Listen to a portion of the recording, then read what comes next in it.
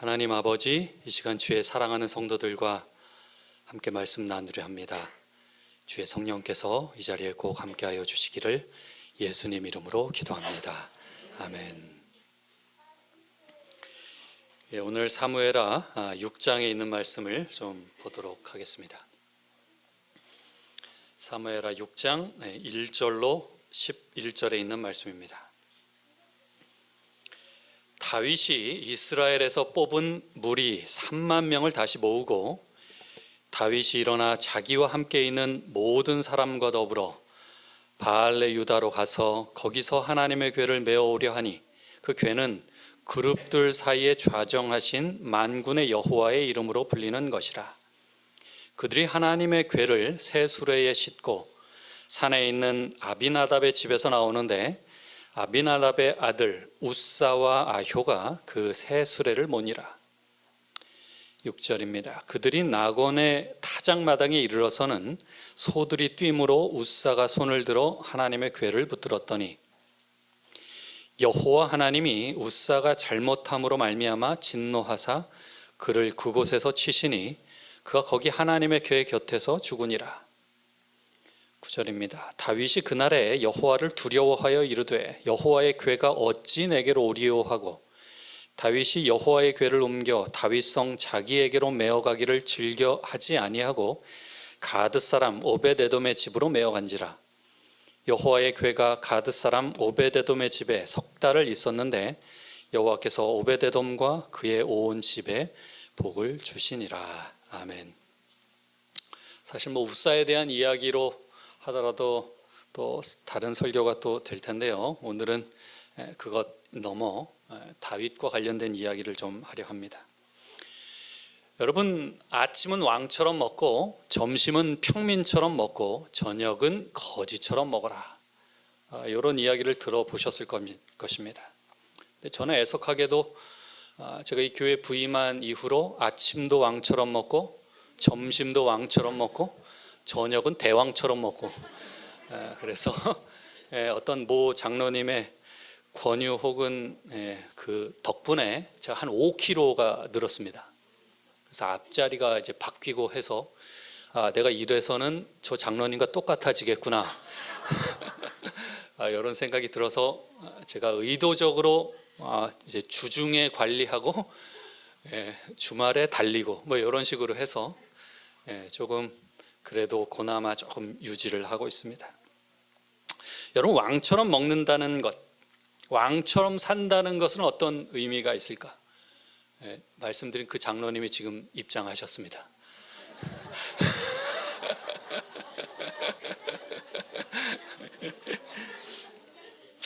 조선 시대의 왕들의 하루를 좀 살펴보면 조선시대의 이 왕의 하루 일과는 아침, 낮, 저녁, 밤 이런 4단계로 구분이 되는데요.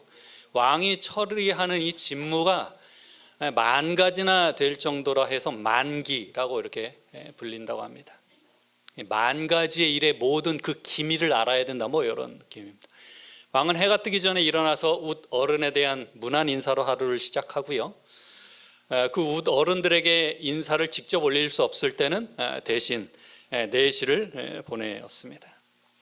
해가 뜰 무렵에 왕은 신료들과 학문 토론을 겸한 정치 토론, 이 경연에 참석을 하고 그 다음에 아침 식사를 하고 조회를 시작합니다.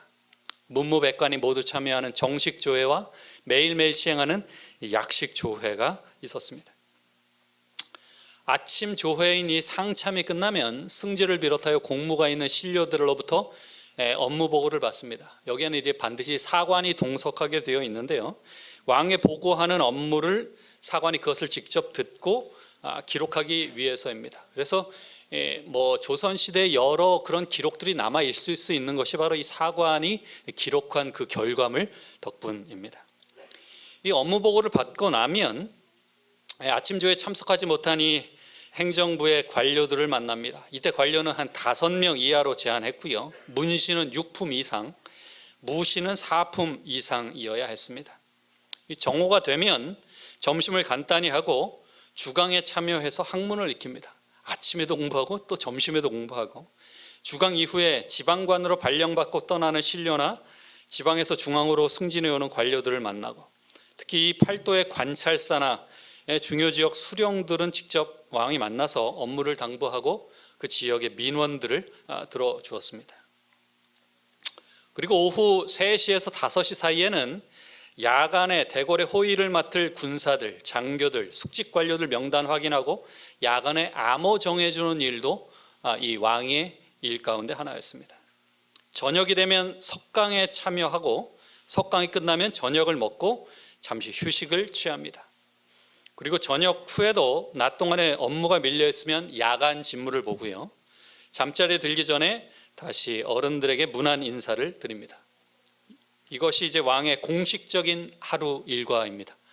봤더니 너무 일이 버겁죠, 그렇죠?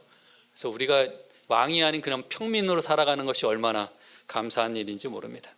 또 공식적인 업무 외에 무수히 많은 비공식적인 행사, 국가 제례가 있어서 이것을 참석해야 되고요.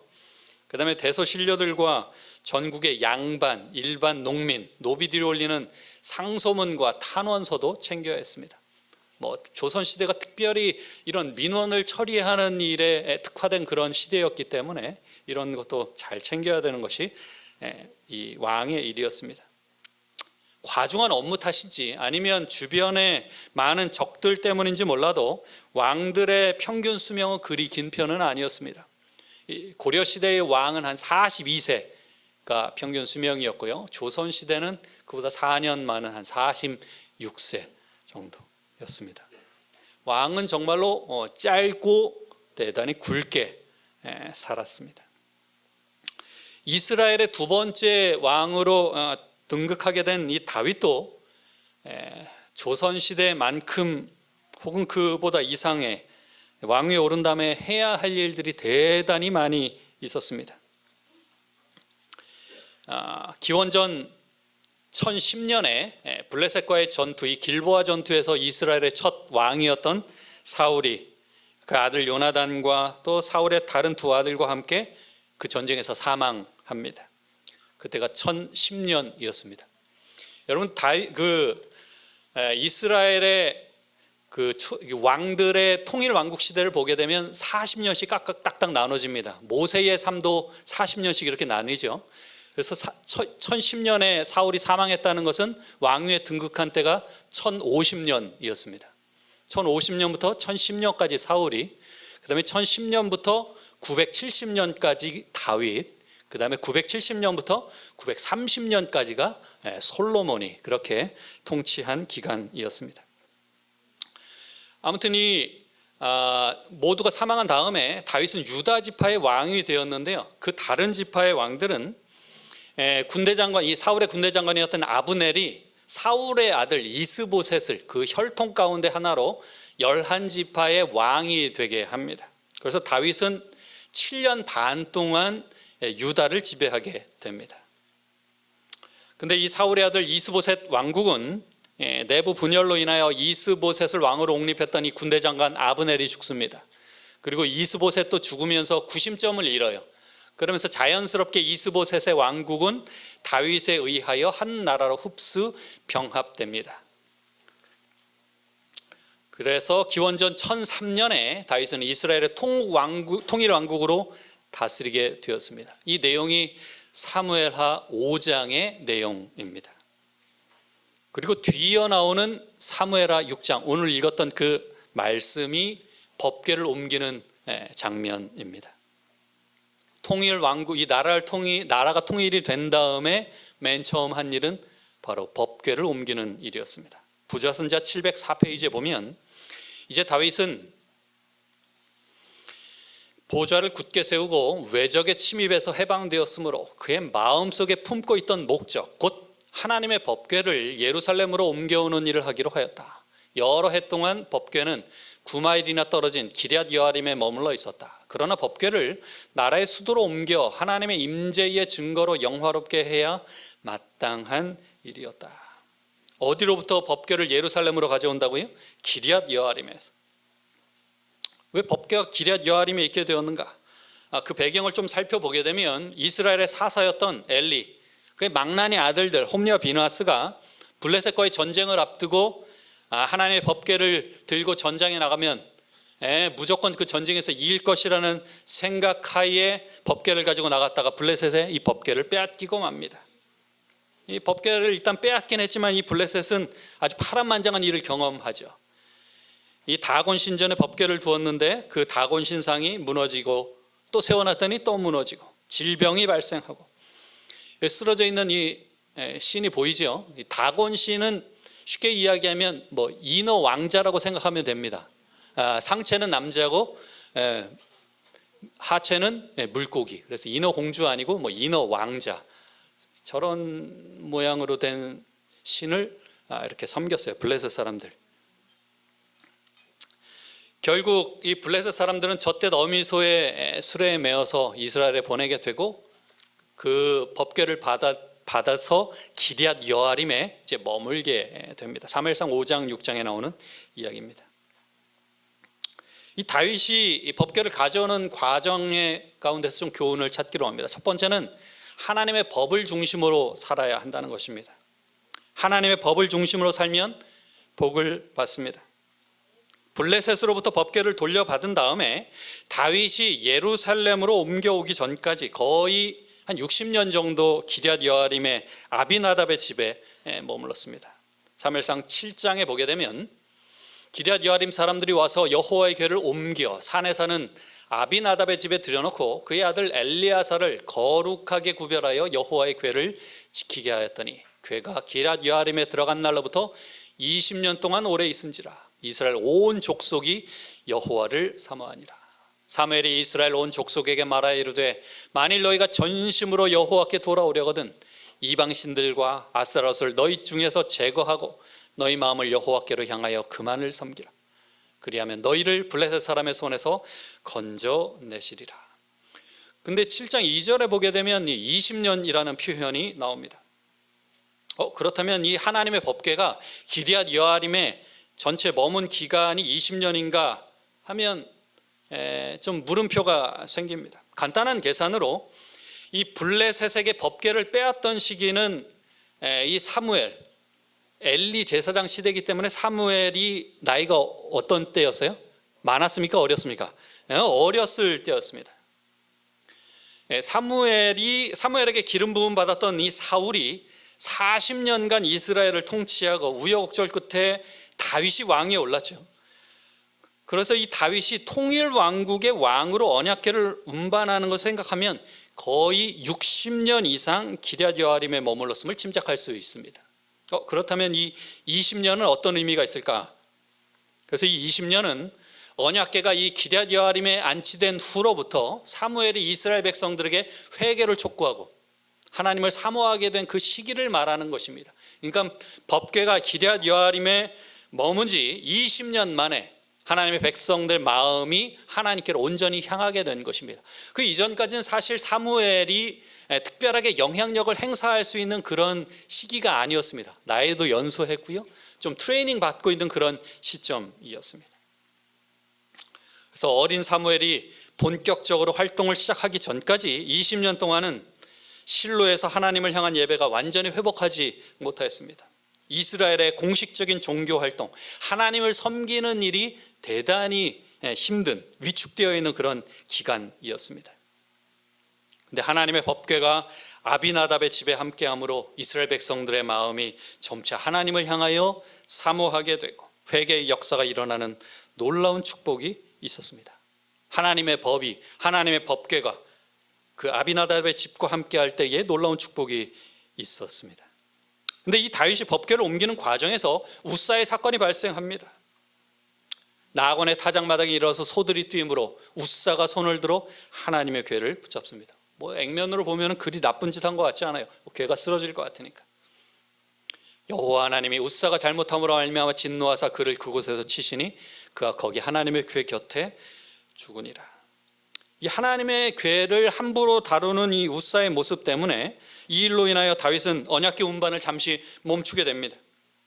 그래서 언약궤가 어디에 있게 되는가 하면 오베데돔의 집에서 있게 되는데 몇 달 있어요? 3달. 3달 있으면서 여호와께서 오베데돔의 집과 그의 모든 소유에 복을 내리셨더라. 법궤가 오베데돔의 집에 3달 머무는 동안 하나님의 축복을 받았습니다. 하나님의 법을 중심으로 산다는 것에 어떤 의미가 있을까? 잘 아는 두 인물을 좀 살펴보기를 원합니다. 사울과 다윗, 이스라엘 통일 왕국의 왕입니다. 초대왕, 두 번째 왕. 통치 기간이 동일하게 40년이라고 했죠. 1050년부터 1010년까지 사울, 1010년부터 970년까지 다윗.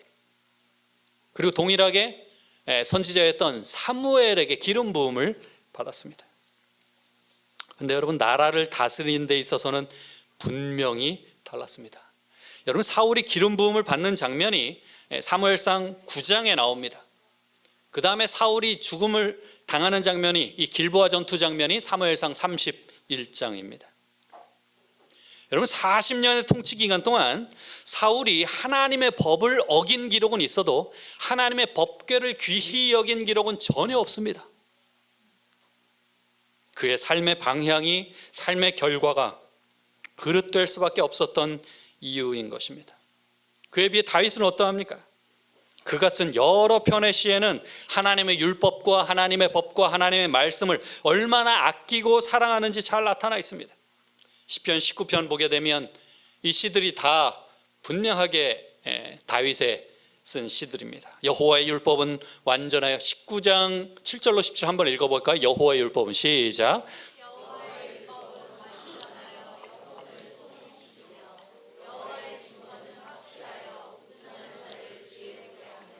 여호와의 교훈은 정직하여 마음을 기쁘게 하고 여호와의 계명은 순결하여 눈을 밝게 하시도다. 여호와의 경외하는 도는 정결하여 영원까지 이르고 여호와의 법도 진실하여 다 의로우니 금 곧 많은 순금보다 더 사모할 것이며 꿀과 송이꿀보다 더 달도다. 지금 우리 저희 교회 뒤편에 뭐가 있어요? 꿀이 있죠. 우리 브릭스 말씀하셨는데 굉장히 당도가 높은 과일도 뭐 16, 17 브릭스라고 하는데 꿀은 브릭스가 어떻게 된다고요? 60에서 70 브릭스까지.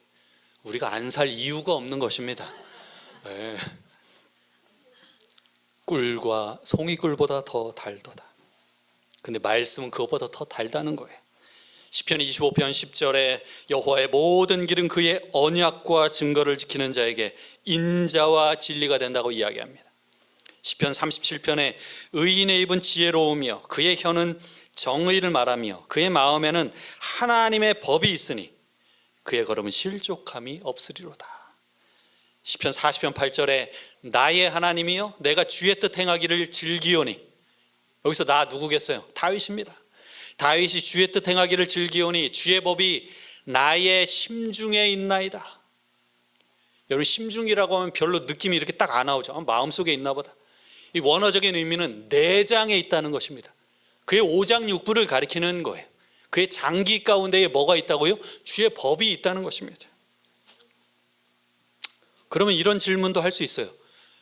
그렇다면 하나님의 법이 다윗의 마음 가운데, 그의 내장 가운데 있다고 했는데 죄를 짓지 않았는가?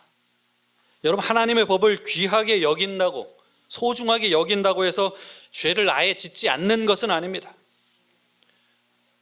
자, 이제 문제 나가도록 하겠습니다. 여러분, 문제는 한 문제인데 초성이 5개입니다. 자, 우리 전도사님이 이제 움직여야 할 때예요. 자, 사울과 다윗 둘 다 죄인이었습니다.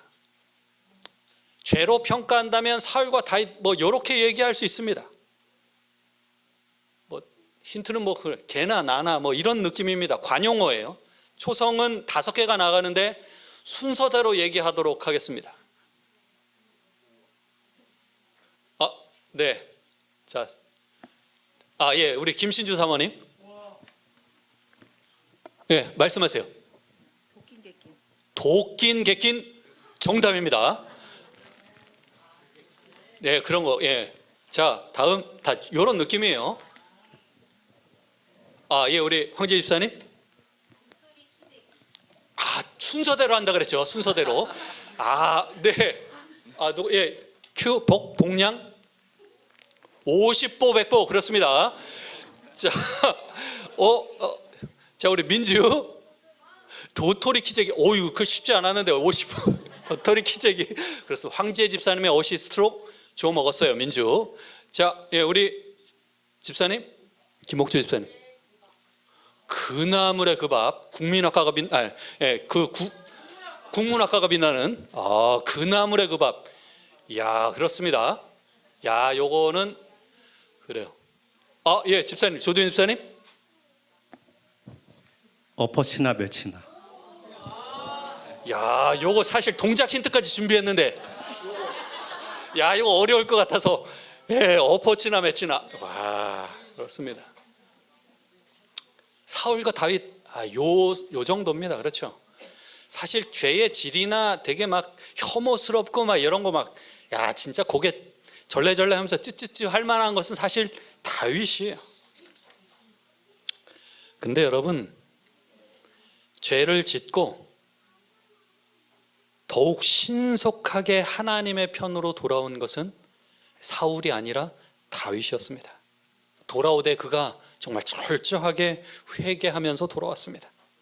믿음의 장인 이 히브리서 11장에 이름을 올린 것도 하나님의 법을 매우 경시했던 사울이 아니라 하나님의 법을 가장 중요하게 여기며 그의 내부 장기에까지 새겼던 다윗이었습니다. 여러분, 우리의 생애가 하나님의 법을 가장 중요하게 여기고 하나님의 말씀과 하나님의 법 중심으로 살아가는 우리 모든 성도들 되시길 간절히 바랍니다. 이번 안식일 학교 때 기억절 암송했잖아요. 그렇죠? 다른 때보다도 이 되게 다 출애굽기 말씀인데 뭐 자손, 족속 막 이렇게 하면서 엇비슷해가지고 다 외우시는 분들이 힘들어 하셨더라고요. 평소보다도 한 주 앞당겨졌지. 그래서 저희 집사람이 자꾸 저한테 이야기하는 거예요. 저 별로 힘도 없는데 왜 한 주가 앞당겨졌냐고. 그래서 저한테 연락을 해보라는 건지 해서 한 주 미뤄서 10월 첫 단식이라 하면 좋겠다고, 그러면 잘할 수 있다고 막 이야기하는데, 그래서 자꾸 이야기하길래 그럼 배 집사님한테 전화를 해야 되나, 한 주 늦춰달라고. 뭐 아마 다 열세기역절 외우신 분들 그런 마음이셨을 것 같아요. 딴 때보다도 더 힘겹게, 그러면서도 그 어느 때보다도 열심히 말씀을 암송하며 계속 되뇌었을 것입니다. 두 번째로 여러분, 하나님의 법은 내 맘대로 모셔서는 안 됩니다. 언약궤는 아무렇게나 자기가 원하는 그런 방식대로 운반할 수 있는 것은 아니었습니다. 다윗이 간과한 것이 이것이었어요. 하나님의 궤를 새 수레에 싣고 산에 있는 아비나답의 집에서 나옵니다. 아비나답의 아들 우사와 아효가 그 새 수레를 모니라. 먼저 여기서 촌수를 좀 정리해 보겠습니다. 여기 아비나답의 아들 우사라고 표현했는데, 이 우사가 아비나답의 아들일까 아니면 다른 촌수일까? 여러분, 히브리어로 아들은 벤인데요, 벤은 아들이라는 뜻도 있으면서 손자라는 뜻도 있습니다. 그래서 이 사무엘상 7장 1절에 보게 되면 기럇 여아림 사람들이 와서 여호와에게를 옮겨 산에 사는 아비나답의 집에 들여놓고 그의 아들 엘리야사를 거룩하게 구별하여 여호와에게를 지키게 하였더니, 60년 전에 아비나답의 아들 엘리야살이 법궤를 모시는 그런 말씀으로 미루어 볼 때 우사는 아비나답의 손자로 해석하는 것이 매우 바람직합니다. 다윗은 나름대로 이 법궤를 잘 모시려고 새 수레에 실었지만 이것은 하나님의 방법이 아니었습니다. 제사장이나 레위인들만이 몸으로 직접 운반할 수 있었습니다. 우시엘을 엘리사바는 이 고앗 사람의 종족과 조상의 가문의 지휘관이 될 것이며, 그들이 맡을 것은 증거궤와 상과 등잔대와 제단들과 성소에 봉사하는 쓰는 기구들과 휘장을 그것에 쓰는 모든 것이며, 그때의 여호와께서 레위 지파를 구별하여 여호와의 언약궤를 어떻게 했다고요? 매게 했다 그랬습니다. 뭐 새수레든 헌수레든 뭐 그것하고 상관없이 직접 레위 지파 사람들이 언약궤를 매도록 되어 있었습니다. 어깨에 메고 나르는 것입니다. 신명기 31장에도 보면 또 모세가 이 율법을 써서 여호와의 언약궤를 매는 레위 자손 제사장들과 이스라엘 모든 장로에게 주고, 모세가 여호와의 언약궤를 매는 레위 사람에 명령하여 이르되, 언약궤를 맨다고 표현합니다. 그래서 여러분, 법궤를 어깨에 메고 옮기는 것, 이것은 그냥 한 사람이 그냥 의지만으로 되는 것이 아니었습니다. 서로 모두 보조를 맞추고 양보하며 함께 가야 했습니다. 키 큰 사람, 키 작은 사람이 있다면 서로 배려하며 보폭을 맞추고 발걸음을 맞추고 속도도 맞춰야 가능한 것입니다. 마찬가지로 하나님의 말씀을 받을 때에도 나의 입맛에 맞을 때만 아멘 하면서 받을 것이 아니라 내 입맛과 내 견해와 내 뜻과 내 의지와 다르다고 할지라도 그래도 받아들여는 것이 하나님의 말씀이요 하나님의 법인 것입니다. 부조선자 706페이지에 하나님께서는 부분적 순종이나 조심성 없는 태도로 당신의 계명을 취급하는 일을 간합하실 수 없으시다. 다윗은 그가 전에 결코 깨닫지 못했던 하나님의 율법의 신성성과 엄격한 순종의 필요를 깨닫게 되었다. 이 일로 인하여 다시금 하나님의 법에 대한 어떠한 마음으로 접근하고 다가가야 할지 이 다윗이 알게 된 것입니다. 세 번째는 하나님의 법으로 인하여 감사하는 것입니다. 역대상 16장 4절에 보게 되면 또 레위 사람을 세워 여호와의 궤 앞에서 섬기며 이스라엘 하나님 여호와를 칭송하며 감사하며 찬양하게 하였으니, 어제 예배에 참여한 분들은 들으셨겠지만 조두현 집사님이 이에 대한 언급을 하셨습니다. 다윗에 대한 이야기도 했죠. 그들과 모든 형제 곧 여호와 찬송하기를 배워 익숙한 자의 수요가 288명이라. 다윗은 찬양대를 구성했는데 288명, 그들의 직업이 뭔가 하면 하나님을 찬양하고 하나님께 감사하는 일만 하는 것이었습니다. 투잡이 아니었어요. 이 일만 하였습니다. 하나님께 감사하고 찬양하는 일을 하도록 다윗이 부여한 그들의 직업이 바로 이것이었습니다. 다윗은 시를 지어 하나님께 감사합니다. 역대상 16장 7절부터 보면 그날에 다윗이 아삽과 그의 형제를 세워 먼저 여호와께 감사하게 하여 이르기를 너희는 여호와께 감사하며 그의 이름을 불러 아뢰며 그가 행하신 일을 만민 중에 알릴지어다. 그에게 노래하며 그를 찬양하고 그의 모든 기사를 전할지어다. 그의 성호를 자랑하라. 여호와를 구하는 자마다 마음이 즐거울지로다. 여호와와 그의 능력을 구할지어다. 항상 그의 얼굴을 찾을지어다. 그의 종 이스라엘의 후손 곧 택하신 야곱의 자손 너희는 그의 행하신 기사와 그의 이적과 그의 입의 법도를 기억할지어다. 31절입니다. 하늘은 기뻐하고 땅은 즐거워하며 모든 나라 중에서는 이르기를 여호와께서 통치하신다 할지로다. 여호와께 감사하라. 그는 선하시며 그의 인자하심이 영원함이로다. 너희는 이르기를 우리 구원의 하나님이여 우리를 구원하여 만국 가운데에서 건져내시고 모으사 우리로 주의 거룩한 이름을 감사하며 주의 영광을 드높이게 하소서 할지어다. 여호와 이스라엘의 하나님을 영원부터 영원까지 송축할지로다 하매 모든 백성이 아멘 하고 여호와를 찬양하였더라. 이렇게 하나님의 법과 말씀을 찬양하는 사람들이 있고 다윗도 이것에 대하여 감사하며 찬양합니다. 그 어느 때보다도 값진 일을 그가 하였기 때문입니다. 다윗은 즐거움으로 그 노래의 박자에 장단을 맞추어 여호와 앞에서 춤을 추었습니다. 하나님을 생각하고 하나님의 이름을 높이는 것입니다. 오늘날에 하는 그냥 댄스와 다른 것입니다. 그의 나이 젊은이 아니었습니다. 중년의 나이였습니다. 근데 어떻게 하는 거예요? 여호와 앞에 찬양하며 즐거워하는 것입니다. 몸을 움직이는 거예요. 어쩔 줄 몰라 하는 것입니다. 다윗이 자기의 가족에게로 돌아와서 그의 아내 미갈로부터 여호와 앞에 뛰놀며 춤춘 사실에 대하여 너무 감정적이고 감흥적이고 경박한 행동을 했다고 꾸중을 듣습니다. 왕인데 꾸중을 들어요. 이에 대한 다윗의 반응입니다. 다윗이 미갈에게 이르되 이는 여호와 앞에서 한 것이니라. 그가 나를 택하사 나를 여호와의 백성 이스라엘의 주권자로 삼으셨으니 내가 여호와 앞에서 뛰놀리라. 내가 이보다 더 낮아져서 스스로 천하게 보일지라도 이 일을 할 것이라고 이야기합니다. 춤추고 영광 돌리고 기뻐하고 행복해하며 몸을 움직이는 것이 누구 앞에서 한 거라고요? 여호와 앞에서. 여러분 90세 된 어른은 70세 혹은 60세 된 그 아들도 다른 어디에서는 어른이겠지만 누구와 같은 거예요? 항상 그냥 자녀와 같은 거예요. 제가 이명기 장로님 그 어머니가 이제 삼육성월병원에 계시다가 에덴 요양병원으로 이제 옮기셨는데 옮기는 날 제가 방문을 갔어요. 예. 이명기 장로님 그 형이 위로 두 형 있습니다. 물어봤어요. 가족 관계가 어떻게 되냐 그랬더니 아버님이 말씀하시더라고. 이남 일녀라고. 이명기 장로님이 딸과 같은 아들이라고. 얼마나 섬세하고 따뜻하고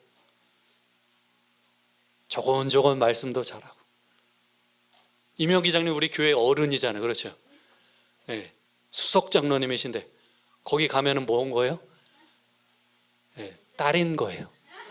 딸과 같은 아들인 것입니다. 그렇게 부모에게는 그렇게 보이는 거예요. 다윗이 그런 마음이에요. 지금 여호와 앞에 춤추며 감사하며 어쩔 줄 몰라 하며 너무 기뻐하는 것입니다. 이게 뭐 때문에 그런 거예요? 하나님의 법 때문에, 하나님의 말씀 때문에. 그렇기 때문에 그가 많은 그런 시를 쓸 수가 있는 것입니다. 너무나 소중하기 때문에. 다윗은 하나님의 법으로 인하여 얻는 참다운 기쁨과 감격을 그가 알았습니다.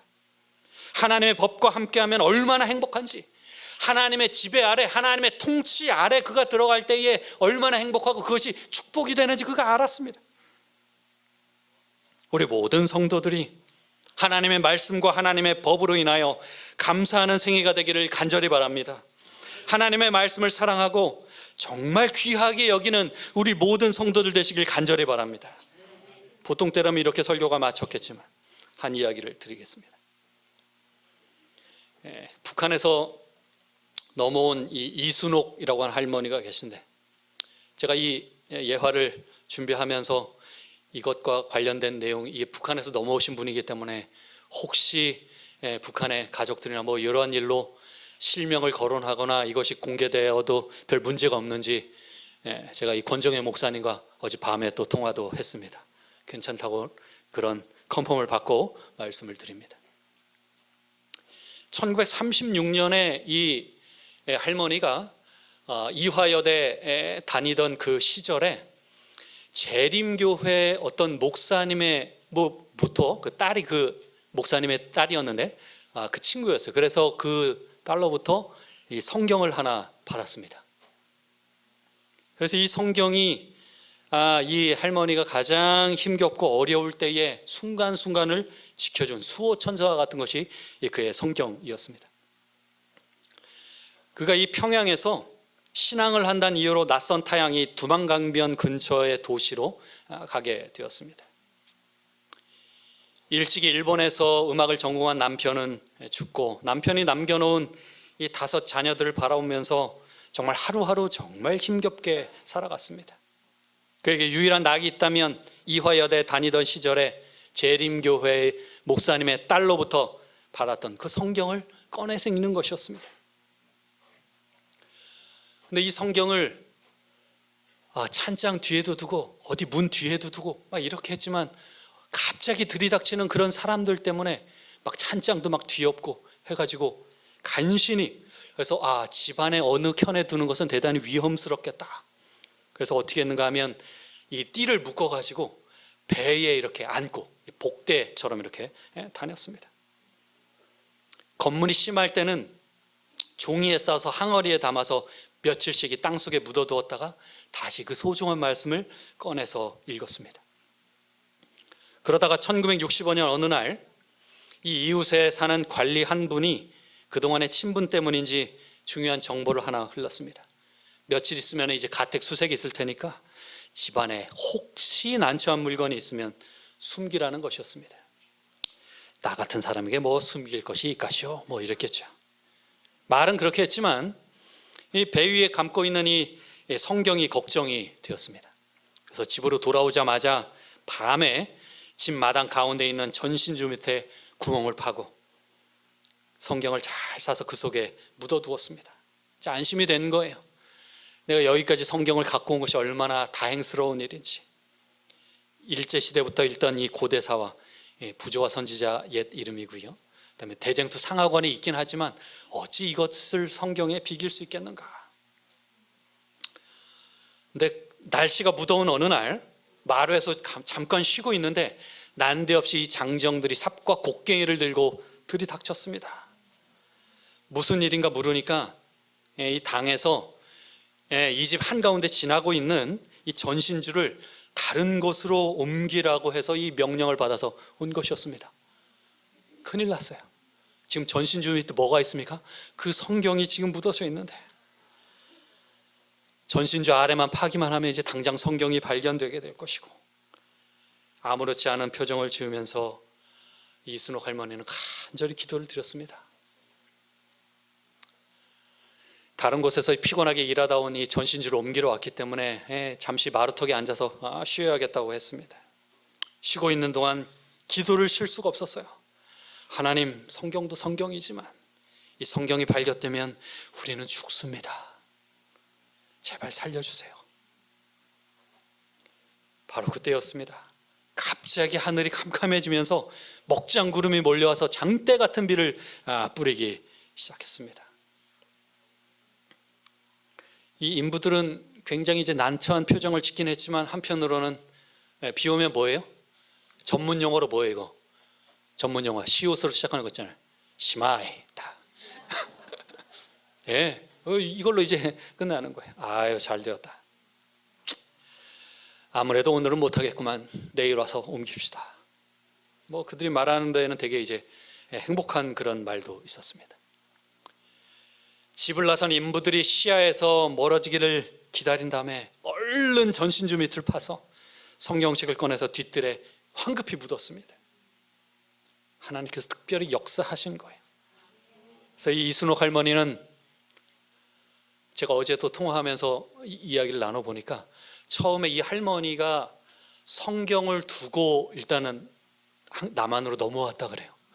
넘어오고 나서 그걸 계속 우는 거예요. 그래서 둘째 아들이 어머니 왜 이 자유의 땅 왔는데도 왜 우냐고 그랬더니 계속해서 그 성경이 생각난다는 것입니다.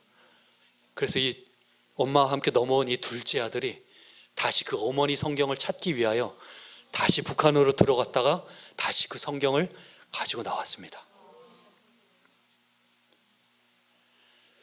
이순옥 할머니는 그래서 이 성경을 가슴에 품고 있어요. 그 일 있고 며칠이 지나서 땅을 파고 이제 성경을 꺼냈습니다. 급히 서둘러 이 비 오는 중에 이 성경을 감추느라고 제대로 싸지 못해서 안타깝게도 성경의 한 부분이 이제 떡처럼 달라붙어서 떨어지지 않는 것입니다. 이 책 젖어서 붙어 있는 것 여러분 아시잖아요. 이 마침내 달라붙은 부분은 성경에서 떨어져 나갔지만 너무나 소중한 그 성경의 한 부분이었습니다. 그래서 언제까지 그 부분을 따로 보관할 수 없는 노릇이었습니다. 그래서 하는 수 없이 그 부분을 이제 태우기로 했습니다. 떨어져 나간 성경의 한 부분을 태우는 자리에 5 자녀들이 둘러앉았습니다. 아깝고 귀한 성경이 이제 한 부분이 불태워지기 시작했습니다. 비록 이 재가 되긴 했지만 버리기에는 너무나 아까웠습니다. 어떻게 했는가 하면 어머니는 아이들에게 이 재를 먹자고 제안합니다. 성경이었기 때문에. 그래서 이 불탄 재를 먹기 전에 한 아이씩 돌아가면서 기도를 드렸습니다. 이제 막내 아들의 차례가 되었어요. 당시에 이 막내 아들은 7살이었습니다. 막내가 이렇게 기도합니다. 하나님 아버지, 이거 먹으면 오래오래 배고프지 않나요? 하나님, 우리 어머니 하루속히 안식일 지킬 날 오게 해주세요. 그 이순옥 할머니가 99년도에 이렇게 귀순한 걸로 알고 있는데요. 그 당시에 재림교회 지하교인이 한 100명 정도 됐다고 합니다. 그 이전까지는 그냥 우리 재림교회가 북한에서 시작된 건 아시죠? 그냥 어렴풋하게 뭐 재림교인이 있을 것이다 라는 사실만 이렇게 건네 들었었는데 이 할머니를 통하여 확실하게 재림교인이 있음이 확인이 되었습니다. 근데 이 재림교인은 그 북한 사회에서 거의 밑바닥 삶이라고 해요. 이 당에서 지정해주는 좀 이렇게 충성도가 높고 하면 이렇게 직업을 주고 하는데, 이 교인들에게는 신앙을 고수하기 때문에 그들에게는 직장을 주지 않는다고 합니다. 부여하지 않는 거예요.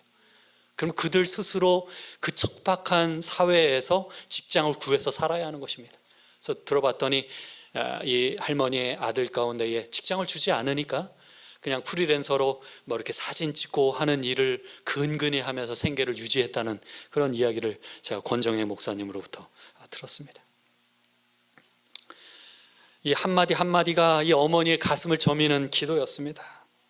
기도를 마치고 식구들은 성경 태운제를 조금씩 나누어 입에 넣었습니다. 그 하나님의 말씀이 그들의 생애 속에 육신이 되어 나타나기를 고대하면서. 근데 당시 7살이던 막내 아들은 34살이 되던 1992년 8월 7일 복음을 전하다가 반동이라는 누명으로 사형을 당하였습니다. 이분이 이순옥 할머니시고요. 그가 정말 생명처럼, 생명보다 더 귀하게 여겼던 그 성경을 2017년 삼육대학 박물관에 기증을 하였습니다. 그래서 혹시 여러분들 기회가 되신다면 그곳에 가시면 이 성경을 볼 수가 있습니다. 그 기증한 성경이 바로 이 성경입니다. 이 이순옥 할머니는 2019년 11월 27일 95세의 일기로 주안에서 잠이 드시고 지금 재림요원에 안치되어 계십니다. 여러분, 하나님의 말씀을 사랑하여 그 성경을 귀하게 여기며 신앙을 유지하는 많은 사람들이 아직까지 북한에 있습니다. 여러분, 우리가 정말 너무나 쉽게, 너무나 편안하게 성경에 우리 휴대폰의 어플로, 뭐 오프라인을 통해서는 그냥 성경책을 통해서 자유의 땅에서 편안하게 하나님의 법과 하나님의 말씀을 나의 의지만 있다면 펼 수 있음을 인하여 여러분 감사하시게 되길 간절히 바랍니다. 우린 적어도 목숨 걸고 성경을 펴지 않습니다. 목숨 걸고 성경을 감추지 않아요. 내가 원하면 어느 때든지 어느 시간이든지 말씀을 가까이 할 수가 있습니다. 제가 사탄의 정체에 대해서 이야기하면서 화요일에 설교를 했죠. 언제 설교를 했었죠? 제가 9월 9일에 여러분 삼편옥교회 검색하시고 9월 9일 설교를 틈날 때마다 보시기 바랍니다. 그가 우리의 삶을 얼마나 바쁘고 분주하게 하는지 모릅니다. 언제든지 볼 수 있으니까, 아무 때나 볼 수 있으니까 그것을 차일피일 뒤로 미루게끔 합니다.